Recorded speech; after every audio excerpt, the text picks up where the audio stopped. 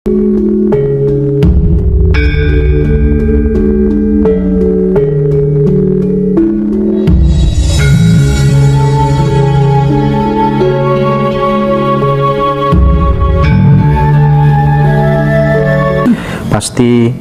yang punya pandangan yang sekiranya urgent untuk disampaikan kepada kita, apa yang harus kita lakukan sebagai manusia Nusantara, khususnya sebagai orang Jawa. Mohon direspon yang jadi. Oke, terima kasih dan selamat berjumpa kembali rekan-rekan seluruh Nusantara berkaitan dengan fenomena yang akhir-akhir ini menggelisahkan masyarakat secara umum. Kakek tidak pernah terkejut ya, karena apa? Karena tahun 2008 saya pernah menulis bahwa manusia di dunia ini akan hanya disisakan 28,3% ya, oleh karena bencana alam, karena penyakit, karena perang dan lain sebagainya. Apakah kira-kira perang dalam arti yang frontal seperti bedil-bedilan itu ada? Itu termasuk teori kuno.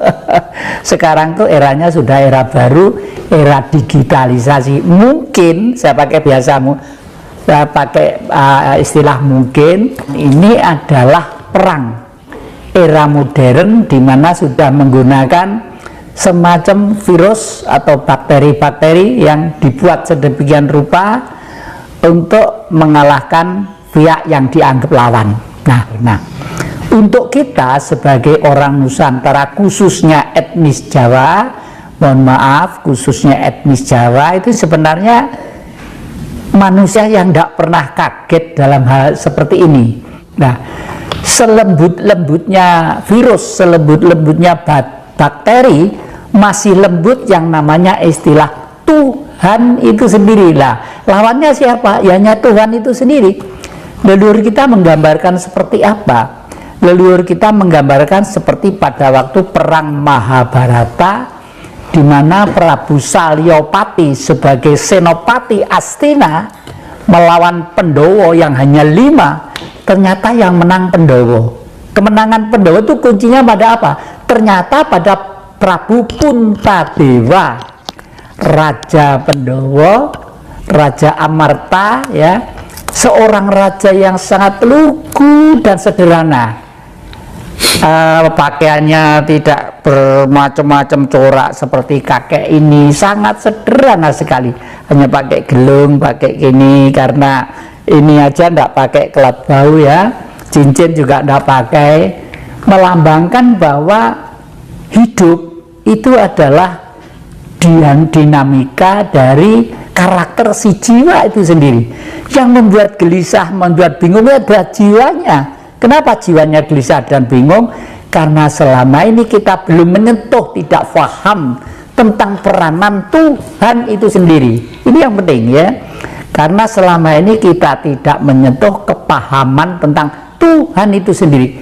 Umumnya sudah ribuan tahun, ratusan atau ribuan tahun dikayalkan bahwa Tuhan itu ada non jauh di atas sana. Itu satu kesalahan yang besar, satu kesalahan yang sangat fatal turun-temurun kepada anak cucu kita. Padahal menurut kitab Taurat, Zabur, Injil sampai dengan Al-Quran, kalau Al-Quran misalnya qalbu mu'min baitullah, hati yang suci dampar singgasananya Allah. Nah, Allah itu bersinggasana di sini, artinya Tuhan itu bersinar pada yang makhluk yang namanya manusia itu sendiri. Jadi kalau kita itu sudah pasrah, kita hening, kita tetap tidak melakukan sesuatu hal yang keliru, atau saya tidak ada istilah surga neraka, bagi saya tidak ada. Di dunia itu yang ada adalah benar dan tidak ya, bukan salah dan baik dan benar, bukan. Saya pakai istilah benar dan tidak. Benar itu makan itu penting, tapi kalau makan keterlaluan ya, nasi keterlaluan bisa sakit kolesterol, bisa sakit ini dan lain sebagainya ya, itu istilahnya. Jadi intinya Mas Hendra, bahwa selama ini kita harus kembali pelan-pelan karena sudah terlanjur menggelembung kekeliruan ini menjadi kurikulum anak sekolah juga ya. Makanya pelan-pelan kita dimulai dari pribadi kita masing-masing. Ayo mulai mengenal sosok Tuhan yang sebenarnya bersinar pada tubuh kita. Dalam kondisi yang sudah semakin gawat seperti ini, apakah kemudian ketidakpedulian kita terhadap para leluhur-leluhur, makam-makam keramat itu juga sebenarnya memiliki sebuah kontribusi terhadap maraknya kemudian penyakit dan masalah yang menimpa bangsa kita? Waduh, ini sing pinter itu yang tanya ini sebenarnya. Saya coba mencoba untuk menjawab saja ya. Ini ada satu daerah kelihatannya sama di mana-mana. Daerah-daerah yang dulu oleh leluhur itu dinamakan A misalnya. Setelah masuk ke Mataram baru ini berubah menjadi B atau AB atau ABC gitu. Kelihatannya hanya untuk supaya anak cucu negeri ini lupa terhadap leluhurnya. Contoh, di Blitar, Kecamatan Kanigoro itu ada desa yang namanya Kapulungan. Kapulungan itu berubah menjadi Papungan. Di selatannya di sana ada desa namanya Gaprang. Di Gaprang itu ada candi dua, kira-kira tingginya 3 meter, laki-laki dan wanita. Laki-laki dan wanita itu sangat vulgar, sangat vulgar sekali. Sayang agak rusak sedikit, kira-kira tahun 65 itu banyak yang diwecoi orang gitu. Menurut saya ceritakan supaya cucu jelas ini. Yang laki itu ngangkat ini ya, ngangkat lakinya sampai ke hidung sini ya. Yang putih juga di depannya sangat vulgar sekali. Artinya pada waktu itu leluhur kita itu sudah menganggap bahwa hubungan antara wanita dan laki-laki adalah sangat misteri dan sakral sekali, karena nanti akan melahirkan manusia-manusia turun-temurun lah. Itu di desa Gaprang itu masih ada, dan itu kalau saya lihat ini ya, kalau dengan tulisan prasasti mungkin tahunnya mungkin lain ya, tapi kalau saya cermati itu kelihatannya itu dibuat ribuan tahun, mungkin sebelum Masehi mungkin itu ya. Jadi sebelum Masehi leluhur kita si Jawa ini sudah bisa membuat satu gambaran supaya perkawinan itu dianggap yang sakral dan serius itu, karena akan menurunkan manusia-manusia yang banyak. Nah, di desa Papungan juga itu ada sumber yang namanya sumber Cangkring. Dari rumah saya itu kira-kira di tengah sawah agak ke utara gitu, selatannya utaranya desa Tegarrejo, selatannya desa Garum, bukan Garum, apa ya, Benci apa itu, pokoknya utaranya gitu ya. Di situ itu ada gamelan. Kalau Anda pernah melihat pagelaran wayang kulit tentang gamelan Lokononto, gamelannya para dewa, ternyata di situ. Karena apa? Setiap malam kita selalu mendengar orang uyon-uyon, orang gamelan yang macam-macam, cuma suara sinden tidak ada. Suara gamelan sudah persis gitu. Padahal pada waktu itu belum musim listrik, tidak ada listrik rumah saya itu. Jadi orang nyetel tape itu tidak ada. Waktu itu saya masih kecil ya. Nah, ternyata dari Cangkring itulah ada segerombolan gamelan lengkap, selendro, perumbu gitu.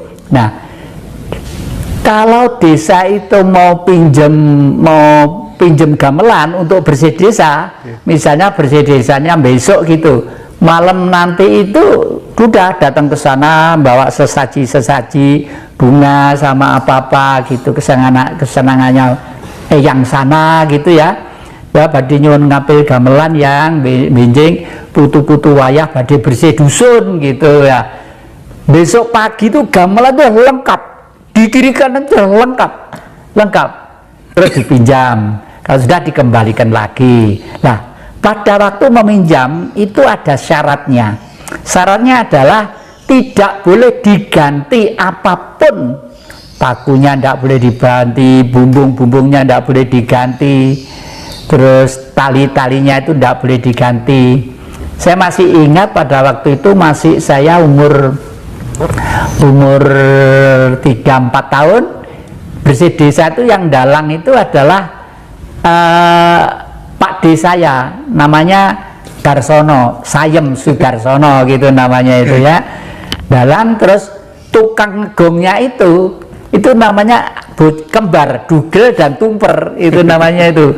Terus begitu melihat talinya gong itu gantung kawir-kawir gitu, takut, waduh ini nanti kalau dipukul tawang glondang gitu, geweger gitu ya. Akhirnya diganti talinya itu, diganti sampai sekarang dipinjam tidak ada, suara pun tidak ada. Nah, dalam hal ini saya ingin memberitahukan kepada adik-adik, kepada anak-anak, kepada cucu-cucu, kepada siapa saja, jangan mengabaikan warisan-warisan leluhur yang bentuknya apapun, meskipun itu berbentuk sumber atau pohon atau apa, karena itu merupakan fondamen dasar kepribadian kita untuk menjaga. Karena tugas Pulau Jawa itu, maaf loh, lain, bukan suku Semeru. Tugas Pulau Jawa itu untuk membuat perdamaian dunia, hamemayu hayu ing bawono. Kalau di luar tadi itu ada perang yang tipe 2, tipe 3, tipe 4, itu karena mereka itu sudah menganut suatu sistem sekuler dan ateis ya. Sekuler membentuk, sekuler itu adalah di sana ada gereja, di sana ada masjid, di sana ada pura, di sana ada ini, tapi politiknya adalah sekuler. Artinya materialistis. Maka dari itu blok barat itu negaranya berbentuk nasional yang kapitalistis ya.